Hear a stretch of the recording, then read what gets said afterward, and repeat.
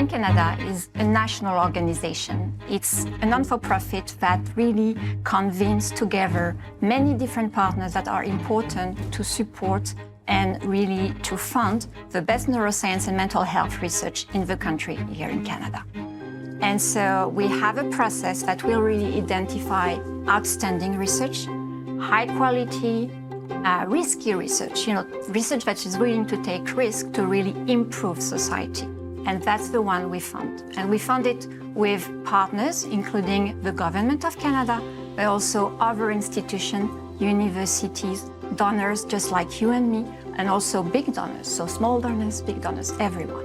Brain Canada really also has one important mission, which is to address gaps that are existing right now in the funding of research. So we look at what is actually not funded and where breakthrough can happen, and we provide the funding for researchers to work in these areas. Research we focus and we fund is the research that is happening in universities.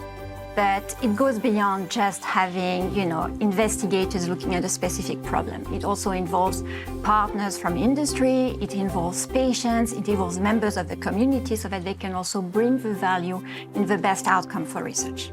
Universities are a key element in driving new things to happen in the real world. That's where new ideas stem, that's where new ideas appear to really develop meaningful medicines and to really participate in finding new treatments and cures.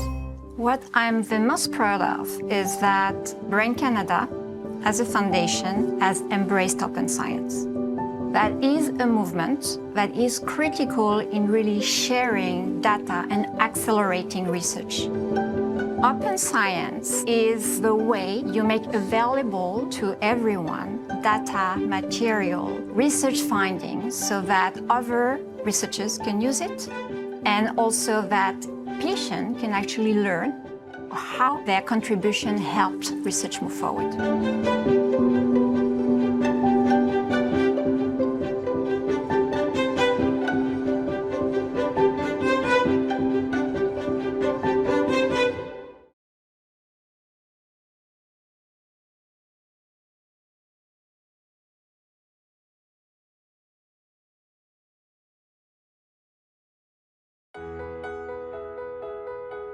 Community is defined as a group of people that you've chosen to be around to support you during the difficult and challenging times, but also during your successes as well.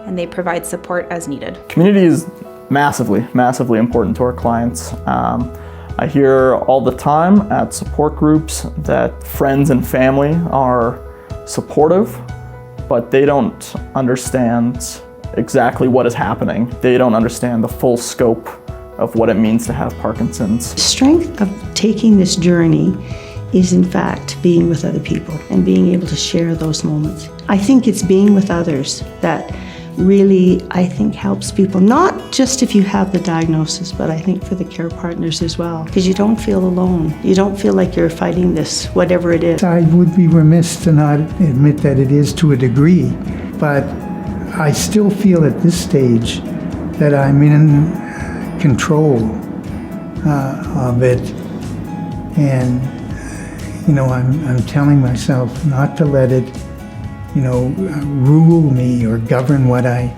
do. So being able to be that person that connects them to other clients in similar situations is massively important.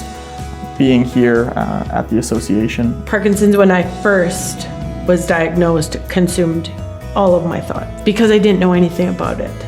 But now, 4 years later, with the help of the Parkinson's Association, the CAR program, and my friends and family, it no longer defines everything about me.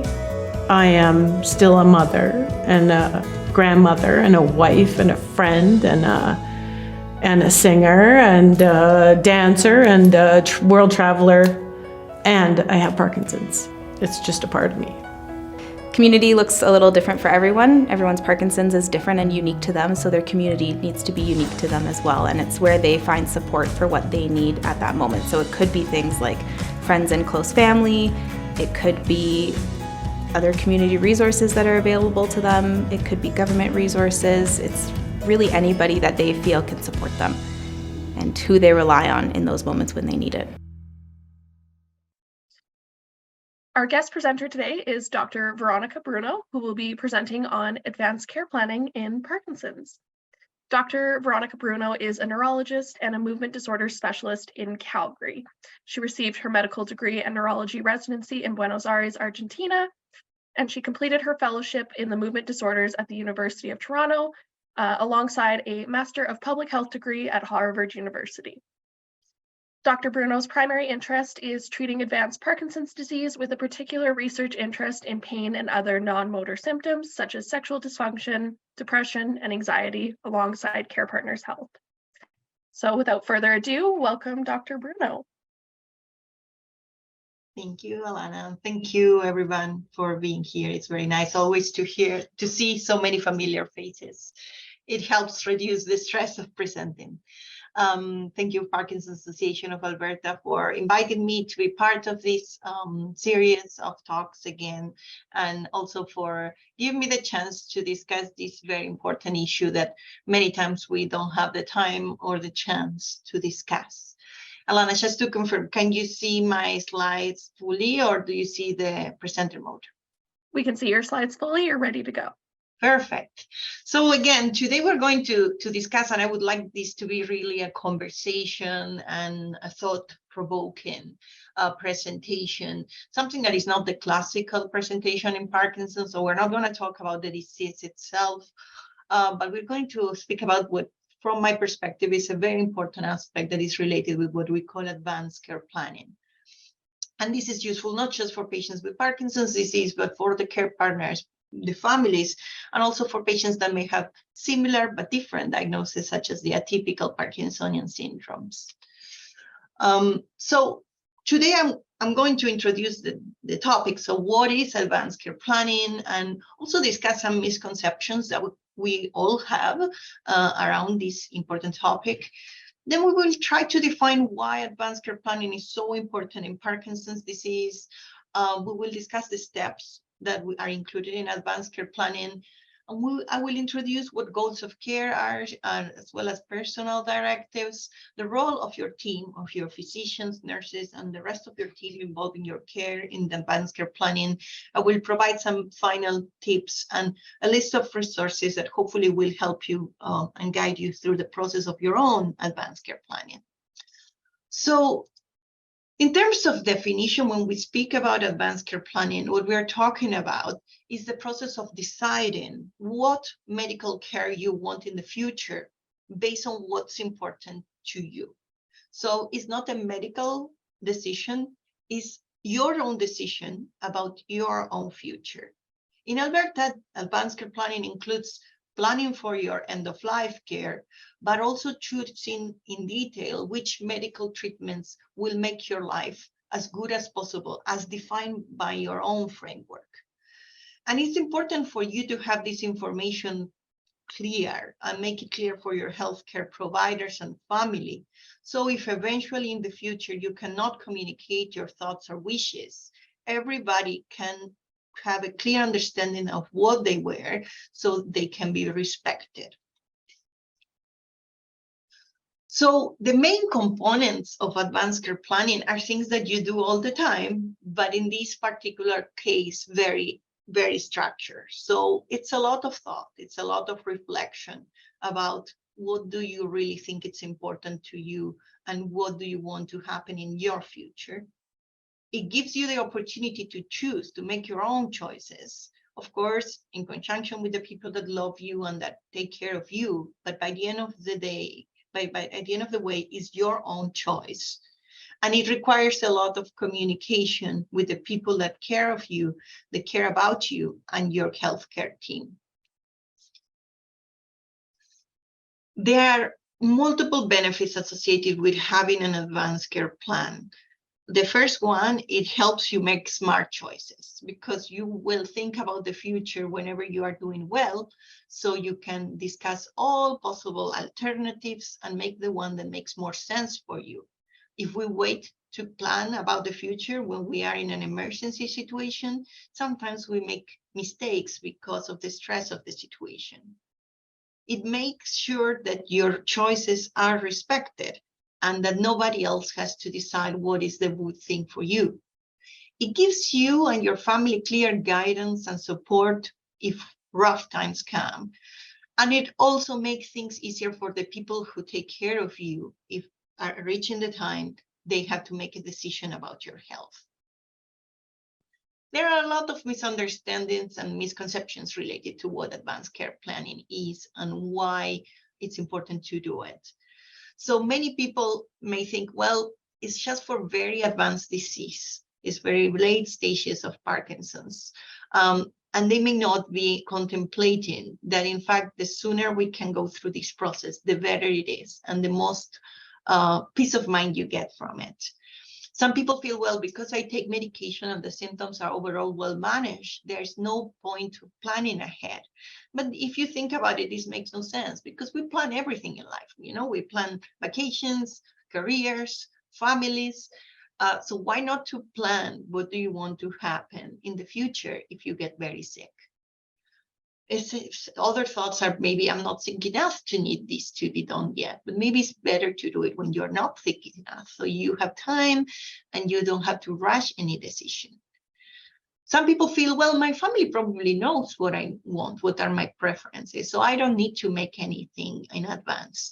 And you will be surprised about how many times when we confront people with their family, they have completely different understandings of what the patient really wants. So it's important not to assume that everybody knows what you want for your future.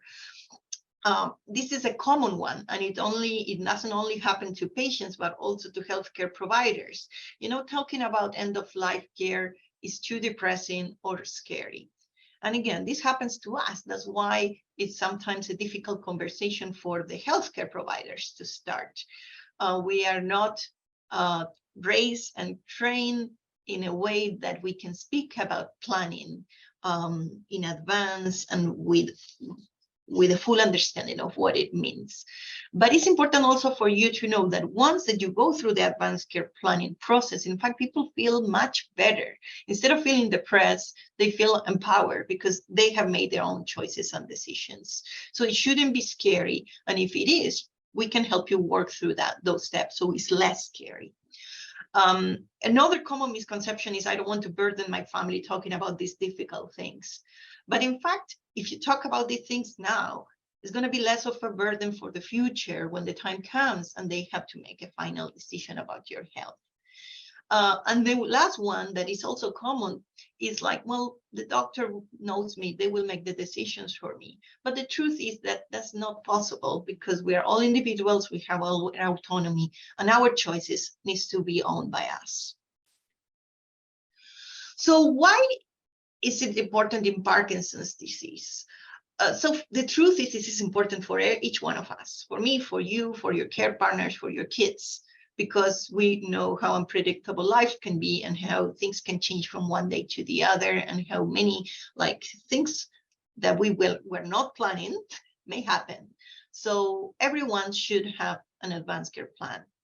It's a good idea to start planning also before you need it, when you're feeling well, again, because you will see what the steps are and you want to dedicate enough time to which one of the steps so you're not in a rush.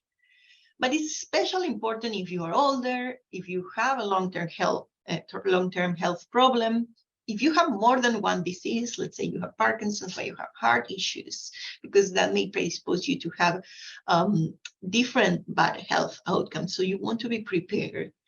If you start to notice that your memory is not as good as it used to be, because you want to make your decisions when you are in full control of your thoughts and your memory, or if you are nearing the end of your life, if you had dealt with Parkinson's for many years, and you may be reaching those advanced stages. But again, this is not just for those patients, it's for everyone.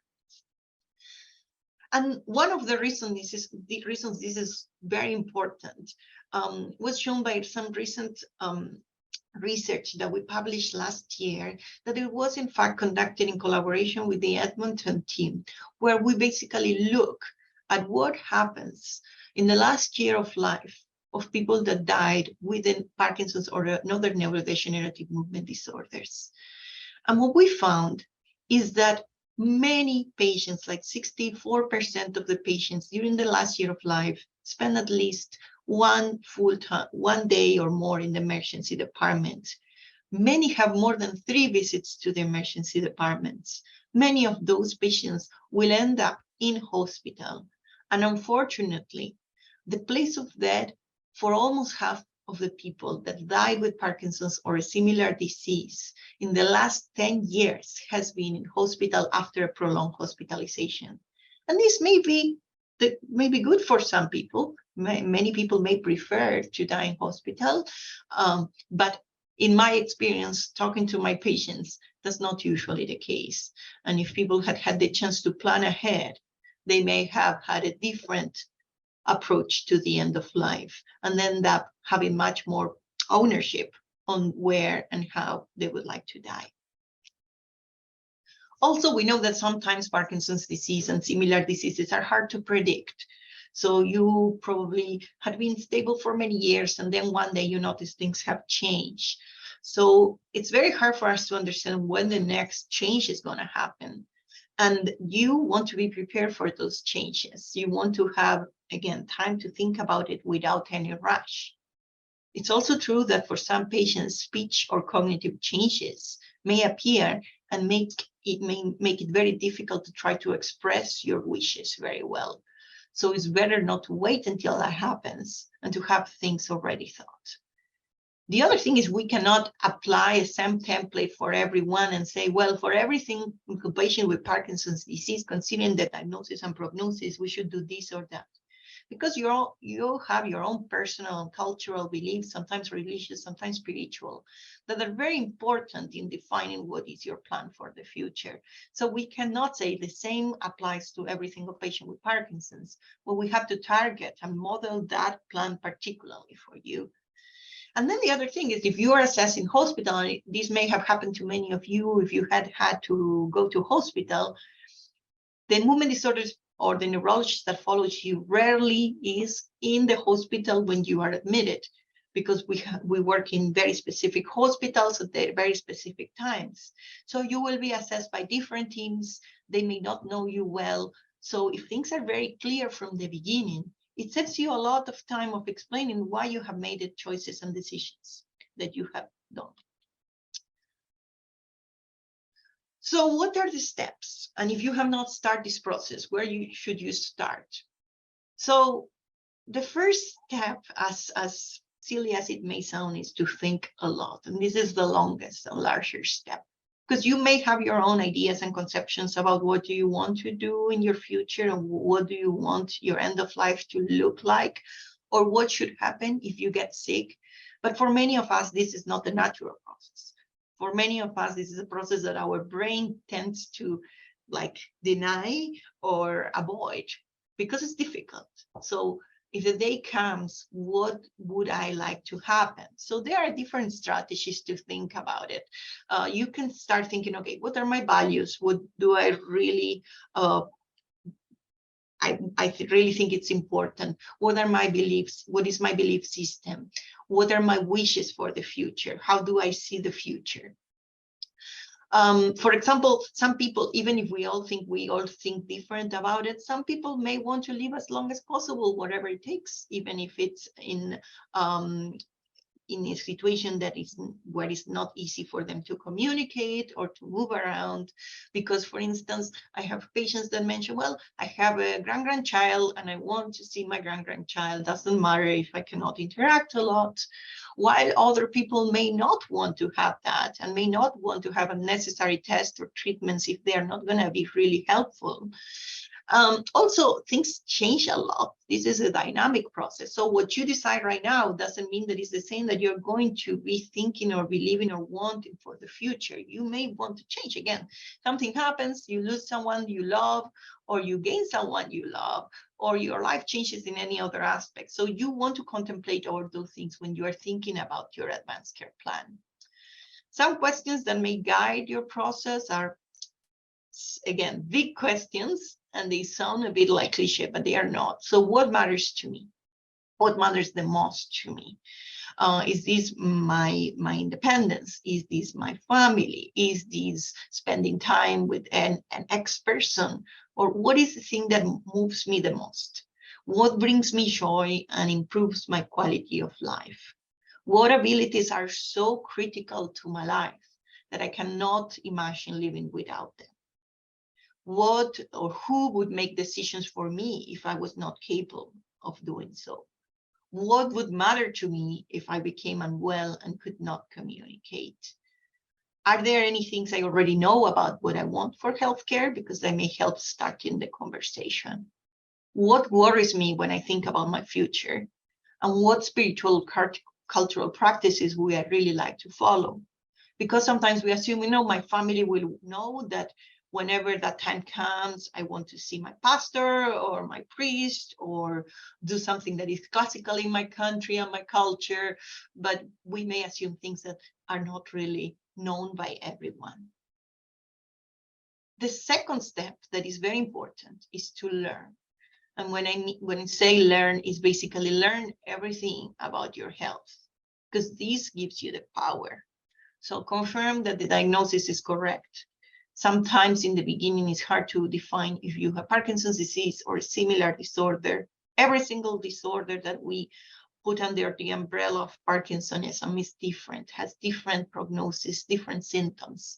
So make sure you really are very much aware of what is your diagnosis. Talk to your healthcare provider about prognosis. And it's not like patients sometimes with, let's say, an oncological disease where the doctor can predict how many months or years do I have to live. But we can many times help you find out what is supposed to happen in the future. Am I going to have cognitive impairment? Do I have risk factors for that? Am I going to have speech difficulties? Am I going to need, for instance, a feeding tube or not?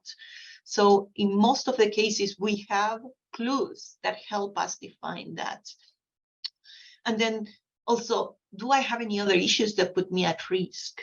Like say, it's just the Parkinson's, or maybe it's my heart condition or my respiratory problems, or what other things I could do in order to understand my whole health a bit better so I can plan in advance. Some questions that you can ask to your healthcare team, I put them here, but on the right side, I put something that is even more important. These conversations take time. So you need to maybe ask your healthcare provider, your doctor, your nurse, whoever works with you, to try to book some time to have this conversation. Because it's a very difficult conversation to have by the end of a 30-minute appointment when you have discussed all your motor symptoms, non-motor symptoms, your medications, falls, and everything else. It's a conversation that requires a lot of attention and cannot be done superficially. So maybe when you see me or whoever your doctor is, say, next time, can we chat about my prognosis and my diagnosis? So you have saved specific time protected for that. And some questions that I get from patients that are sometimes useful are, how do you expect my illness will progress over time? And what kind of healthcare treatments may be involved if my disease progresses? What are the risks and the benefits of these treatments? For instance, is there any life support treatment that I may need, like a machine to be able to breathe or to feed myself? Will I need to be fed through a tube or be associated with a breathing machine to keep me alive? And again, what are the benefits of those treatments? What things do I have to win? What things do I have to lose? And again, these are not easy conversations, but we all have the responsibility of carrying them. So ask for them. Ask in time whenever you feel ready, whenever you have completed your thought process. And then with all that information and your thoughts put together, it's a time to decide. And the first thing that you have to decide is there a person that I would like to make my decisions if I cannot do it? And sometimes this is very straightforward and you think, of course, it's going to be my partner. Sometimes we don't have a partner. Sometimes it's going to be, is my only child, but sometimes you have 4 kids. So as silly as it sounds, deciding who is that person that you will put your decisions on like who we are going to give the responsibility is the most important decision here. This person needs to be willing and able to speak for you when you cannot speak for yourself. So you need to choose someone, if possible, that knows and understands your values and wishes for medical care. And again, sometimes it's difficult for the person that you choose to accept this very important role. So if you do it with time, if you have time to think and to express your wishes, it may be easier than if you do it abruptly by the end of your life. And the role of this decision maker person is basically to advocate for your medical wishes, communicate with the healthcare providers, and make decisions that respect your preferences. So who should be that person? If you can now close your eyes and think about who will be my person. It needs to be someone that knows you well and understands what's important to you when it comes to personal care and healthcare. That you know will follow your instructions, even if they have a different opinion. They can talk to healthcare providers on your behalf and make sure your wishes are respected. So it's sometimes, you know, I really would like my daughter that lives in Switzerland to be, but if something happens, that's not going to be the person that immediately can come and talk to your healthcare providers. So make it also practical and pragmatic. It needs to be someone that can stay calm during the crisis and handle disagreements. So it's again, the more time you give that person to prepare for this role, the easier it's going to be for that person to take this role. And of course, it needs to be someone that is willing and able to take on the responsibility. The step number 4 is to talk. So you thought about it, you learned everything about your prognosis, you made your decision about who's going to be the person making the decisions for you, and now you need to communicate that. So make sure everyone in your health team and your care team knows what your decision is.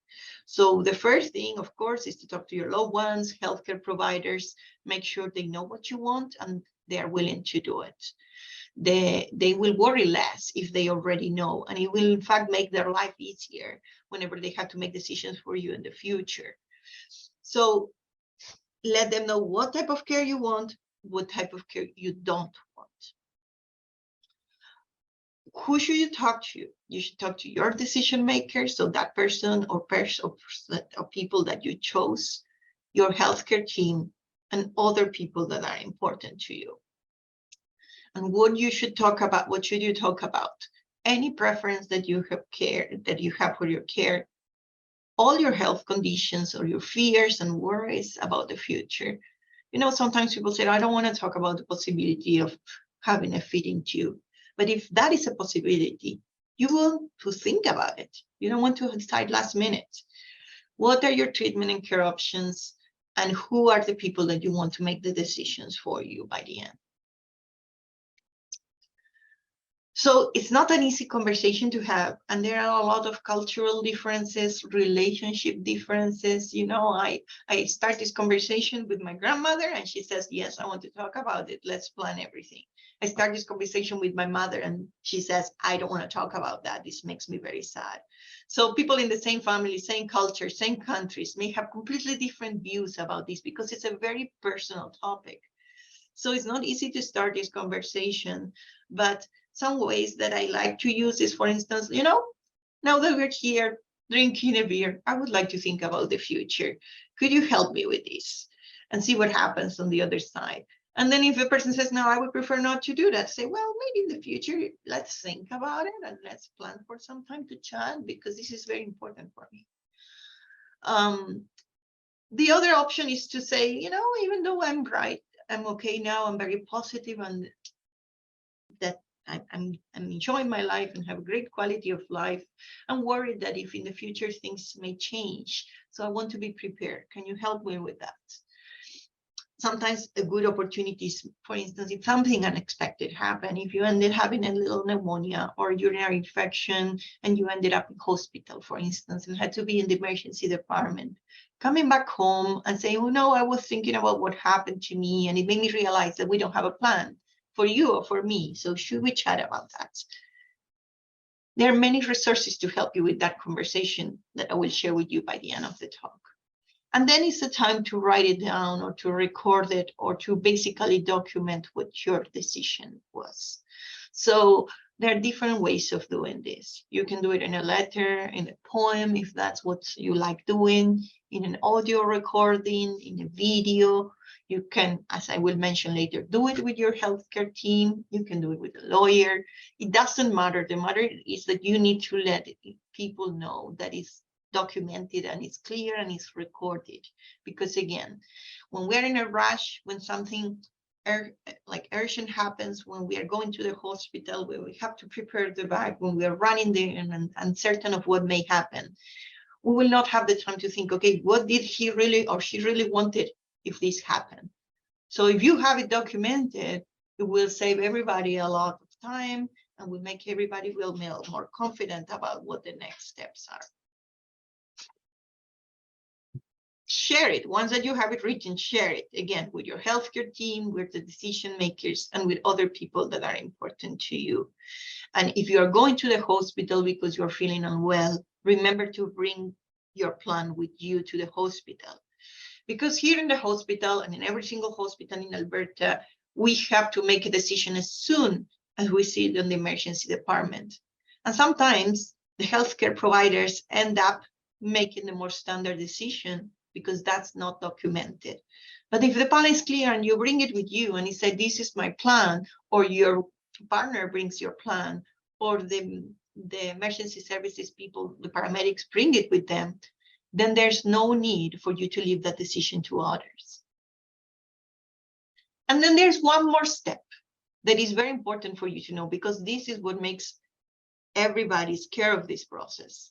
Advanced care planning is not a static process. It's not like now that I'm 40, if I said, okay, if something happens to me, I want to go to the ICU and be resuscitated and intubated. I will think the same at 45, 50, 60, 65, or if I get any diagnosis that would change the way I see life. So it's something that is dynamic because your life changes. And if you think about it, you don't want the same things now that you wanted in the past. So it's like the future is also likely to change. So review your plan periodically. And if you change your mind, make your updates. You know, in the past, I thought I wanted this, but now I don't. You can discuss any changes with your healthcare team, family members, or that designated person that you chose to make your decisions on your behalf. And make sure that you don't forget about that. If you make a change, let them know so you don't get any surprise. So one thing that is very simple to do, and you probably heard about or not, is the goals of care designation. And I will introduce this concept in case you have not heard about it. And I'm happy to provide any more information later. But again, this is something that every single healthcare provider is aware of. So asking your doctor about it is very helpful. So the goals of care are basically the goals of care designation order is a medical order that we use to describe and communicate the general aim or focus of care, including the preferred location of that care. So remember that I mentioned our research. So whenever I feel sick and there may not be too many treatments to help, do I want to stay at home or do I want to go to the hospital, or is there any other option? So it includes information not only about the medical treatments that you want or not to receive, like resuscitation, life-sustaining measures, but also this information about where to receive it. So why is the goals of care orders important? Because it helps us a lot. You know, when we are at the emergency department and someone arrives and is very sick, we can make a decision, again, a random decision based on your health, your age, your health, your diagnosis, or we can try to value that decision with your values. You match the decision with your values and preferences. So we do what is good for you. And because it has been created likely or hopefully with a conversation with the healthcare team, you would have had the time to go through all the steps that were mentioned before. It's something that is official and is recognized by every single hospital and family physician or paramedic in Alberta. So we all get training about it. We all know what that form means, and we know what to do when we see that form. It can change. Again, it's not a static process. It's something that you can change every time you want, and it can be updated by any doctor. So let's say you came to my clinic, we talk about this, you said, I want to have an M1 goals of care because you have been doing some thinking and that's what your wish. But then you end up having a pneumonia and you are going to the hospital and you really want to get all the treatment. You're up to the hospital and said, you know, I don't want to be M1 anymore. I want to be an R2 or an R3 or an R1. So it's not that if you sign this form, you are putting the final signature there. It's something that can change. And the doctor at the emergency department, your family doctor, your neurologist can change it anytime. So the order looks a bit like this, where we put your personal information and we mark which one of these categories you want to be your goals of care designation at this point in time. So it's very important because we put the time and the date. So if you fill another one later, we will have that one too, and we will be able to see which one was the latest one. And the goal designation order defines these basically 3 big letters, R, M, and C. And you will have the slides to review this later, so don't worry if it's too much information. But basically R, you can think about resuscitation. Now it includes every single intervention that will end up, that will sometimes require intensive care units. So the R1, goals of care, is the person that says everything for me. So I'm going to, if I get sick, I want to get any test, any treatment, including ICU, including chest compression, including intubation. R2 is similar, but with slight differences. So you're saying, I want to go to the ICU if it's necessary. It's okay to use intubation if I cannot breathe, but I don't want to be resuscitated with chest compression if I don't have a pulse. And R3 also involves, okay, I want to go to the ICU if it's needed because I need a special monitoring or I need some specific treatments that can only be performed there, but I don't want the chest compression resuscitation and I don't want intubation. And again, this sounds like something that we all think is same, but every single one of us has their own reasons to decide for one or the other. The second category is M, goals of care. And think about M like medical treatment. So M, goals of care, include all the medical care in interventions, but do not include resuscitation.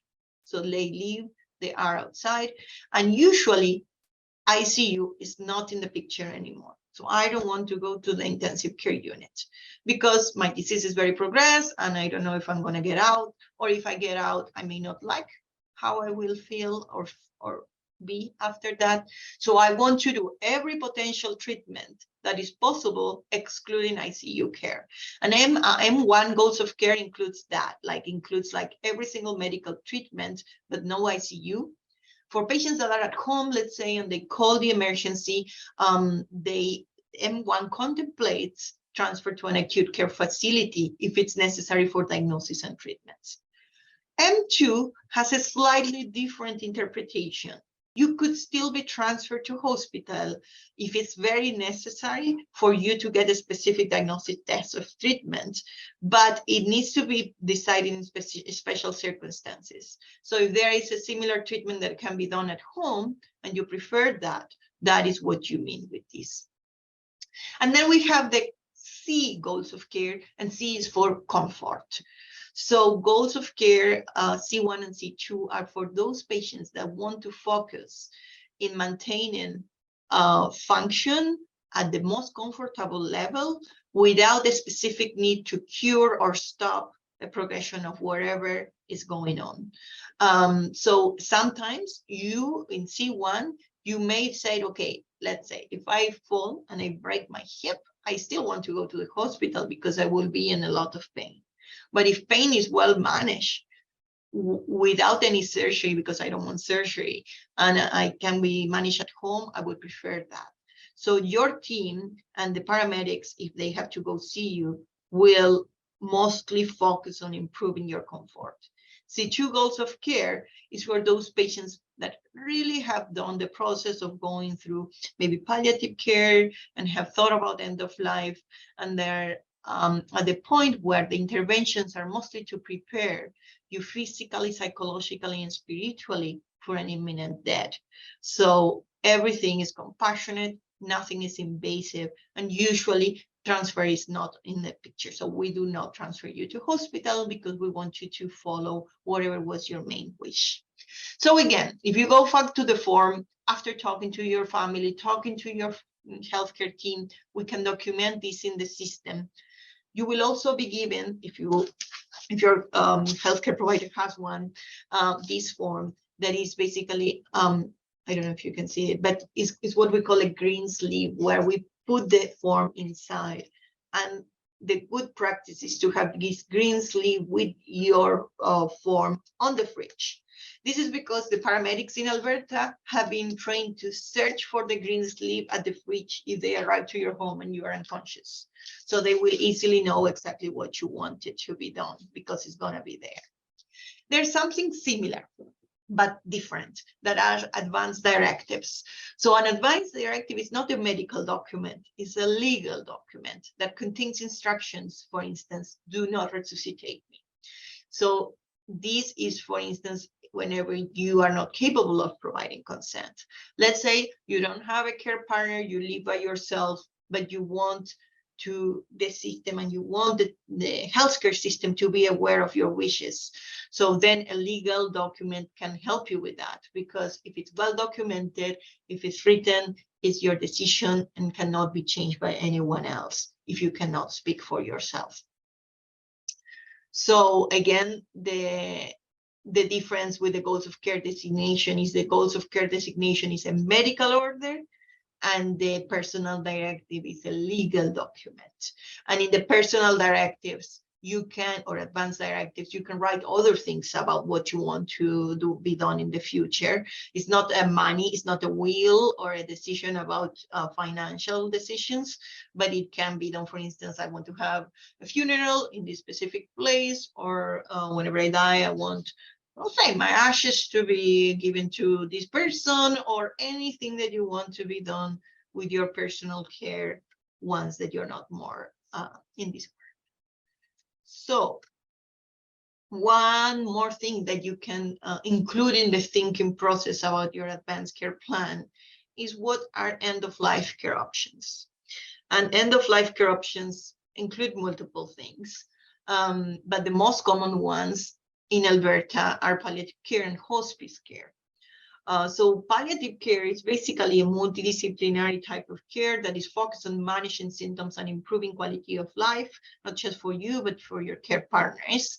While hospice care is just a component of palliative care, very limited for the end of life, when people have a life expectancy usually of less than 6 months, where you get specific support in a facility that has been specifically designed to provide a type of care.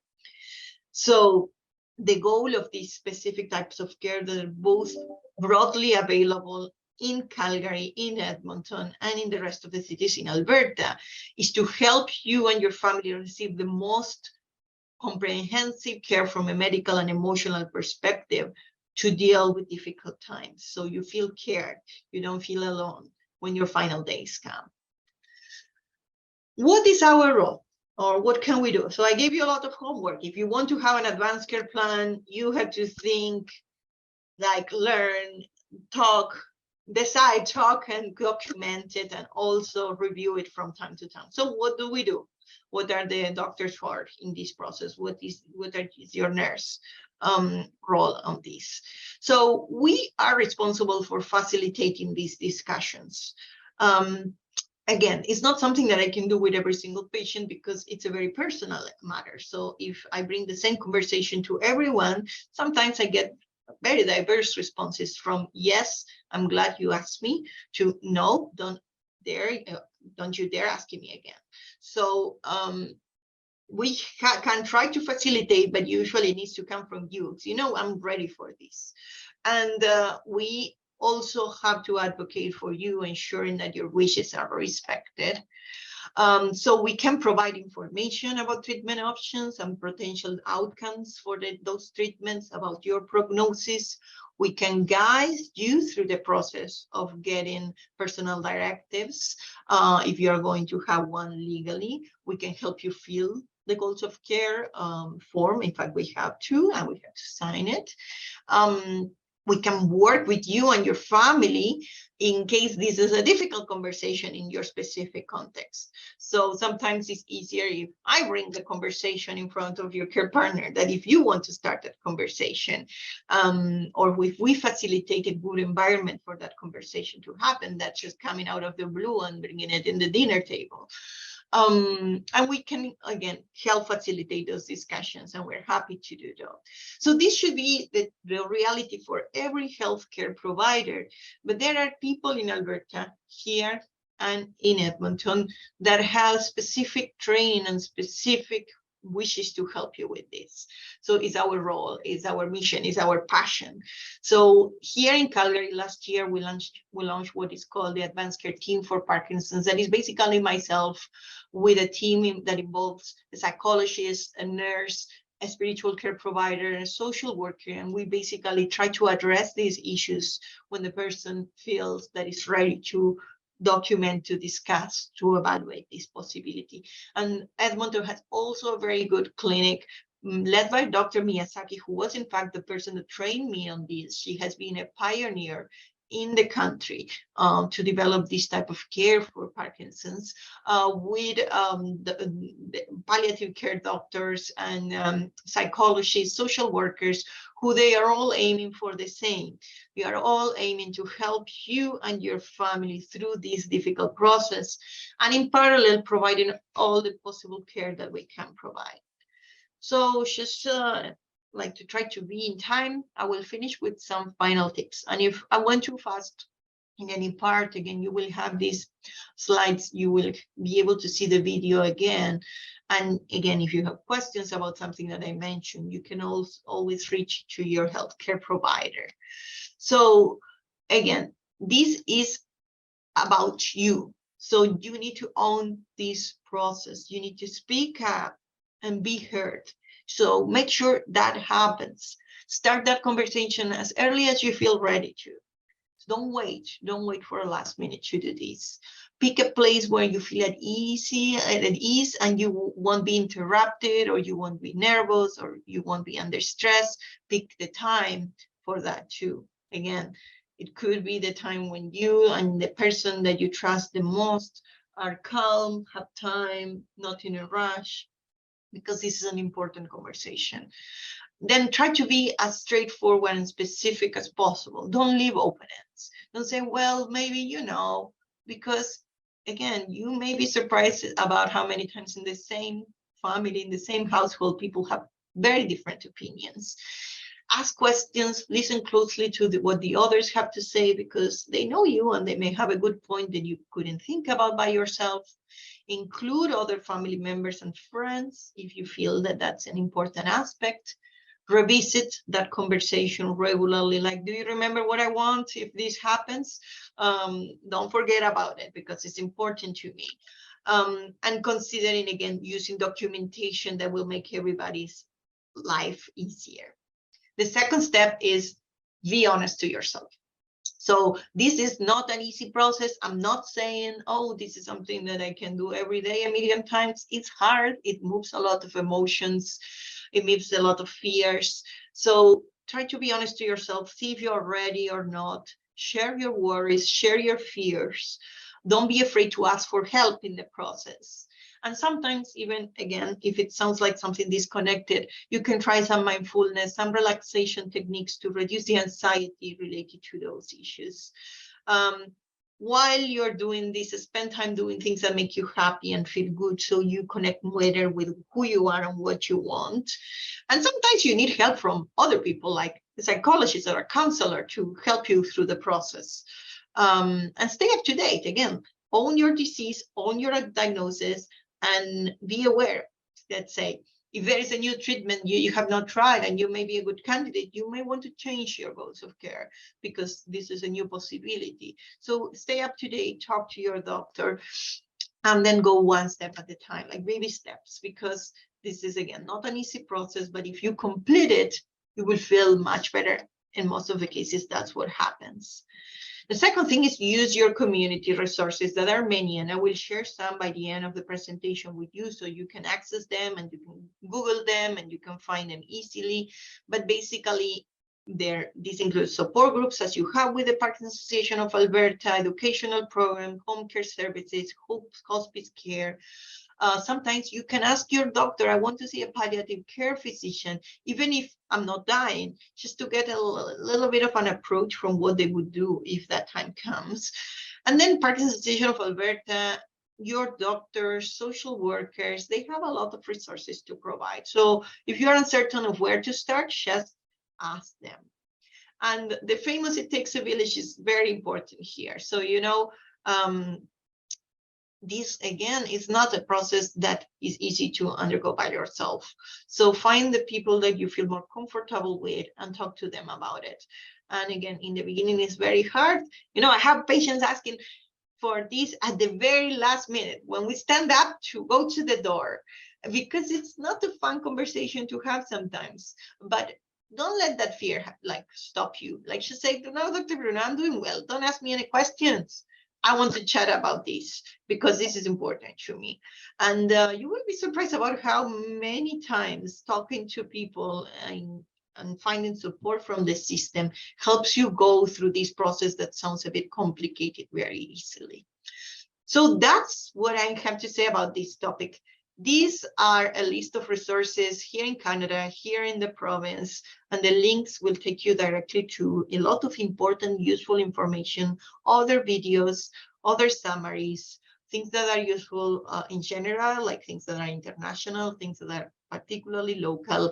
And I want to thank Carla, that is one of my research coordinators, who put this together with also this list of information that will help you about every single step, like how do I prepare my list of wishes? How can I contact a social worker? How do I write this letter to my family? So there are so many things that you can decide to do in your future, and most of the resources will be here, but otherwise, again, ask Parkinson Association of Alberta, ask your healthcare provider. So with that, I'm done. Again, thank you very much for this invite. It's always nice to be able to talk to everyone. If you are in Calgary and you are interested, don't forget we have a big initiative, a research initiative to try to understand Parkinson's more. It's called CAPRI. So if you are not part of this study and you want to be part, it's not very time consuming and it helps us a lot. Also, if there are new clinical trials, new studies that you could be a good candidate for, we will look into the registry to find you. So there is information about this on this website. So I hope that was at least thought-provoking, and I'm happy to answer any questions.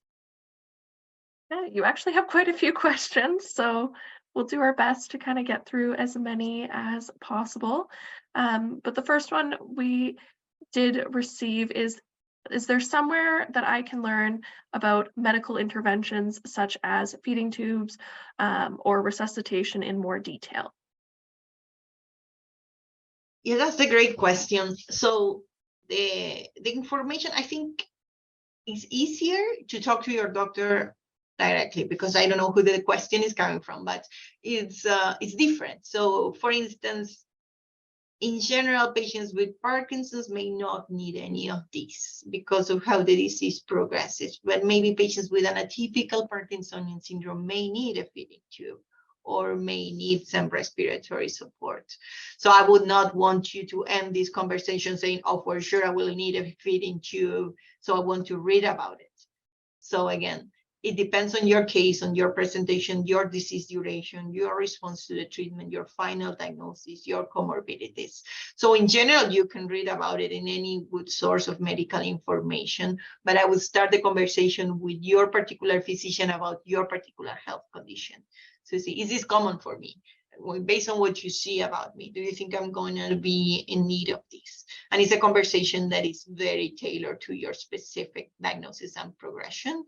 So yeah, I would say I would start in that aspect. Also because the evidence that you can find for these situations usually comes from other diseases like stroke or not like neurodegenerative processes. So it's not something that you can use like in general to everyone that has one of these situations. Okay, for sure. And we kind of have a couple of extra questions surrounding kind of donating to science afterwards, if you have any idea or indication about this. What is that? Sorry, Alan, I didn't hear you. Oh, sorry.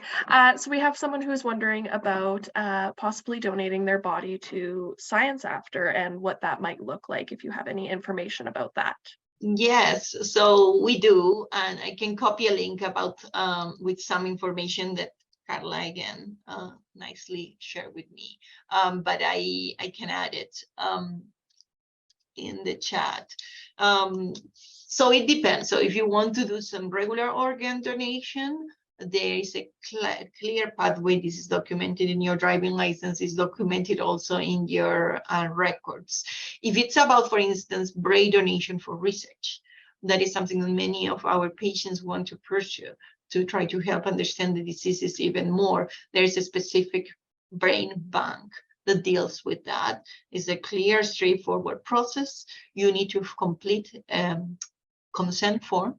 So whenever the time comes, your family has it, the system is recorded in the system and they know what you want. And then the people that are in charge will be the health system services from Alberta Health, who your family will contact, and they will say, okay, for people that are living in Calgary, I know there is a direct service to pick up the bodies and help with the autopsy, and then proceed with the rest of the changes needed to complete a funeral or whatever you have decided to do. For people in other cities, it may be a bit more complicated because there is no agreement to help with the transfers. But if the family and the patient had decided it is in advance, it can be still arranged. Because I recently had a patient that lived in Lethbridge, and the family coordinated the transfer, so that could be done, and the patient wishes could be completed. Okay, awesome. Another one that we have here is how often should I be looking at updating my advanced care plan, and how early should I start planning? Yeah, that's a great question. In terms of the second part, and how early is today. But I say this to you because you have Parkinson's or you're a care partner, but I said that to my parents that do not have it. I say to my husband, we need this clear plan. Again, we are in a world that is completely unpredictable. Things happen all the time. And we see it a lot, you know, with young patients that never expect anything to happen to them. And then they have a car accident and they arrive to the hospital. We need to make the decision, and the care partner has no clue. Said, okay, I love him. I have been with him for 5 years, but I have no idea what he wants. So it's a conversation to have with the ones that you love, because it saves so much time and stress. So it is not about Parkinson's itself. It's about life and how life and death happen. So I would say the earlier, when you are ready, is the answer to that part. In terms of how often to review, when you need it. So some people feel the same way since they were born because they have a strong religious belief, or they have strong spiritual pathway that they want to follow, and they don't change through life. But many people change a lot, you know. Okay, well, according to, like, no, if you have kids, if you don't have kids, if you like spending time with a new person that you met, if you don't want to be in a wheelchair, if you do, and you're okay with that. It's very common, for instance, you know, people with a different diagnosis, even more aggressive than the diseases we deal with, like ALS. Some people said, well, I don't want to be disabled. And many people say, I want to be in this world while I can see my family. So again, it's not a one open decision or choice for everyone. There are a million decisions. So sometimes your life changes, your health changes, and you change. And then at that time you said, oh, you know, I said in my goals of care, I wanted to be fully resuscitated, but right now I don't think that's for me anymore, because I feel I'm ready for something else. I want to stay at home. I don't want an invasive treatment, so I will change it. Or the opposite. Oh yeah, no, I said I would like to stay at home, but I feel still pretty healthy and I want to be around. So ask them to do as much as they can do. So it's not in one direction. It can go in any direction, and it can happen anytime you feel there is a time to change. Awesome, thank you.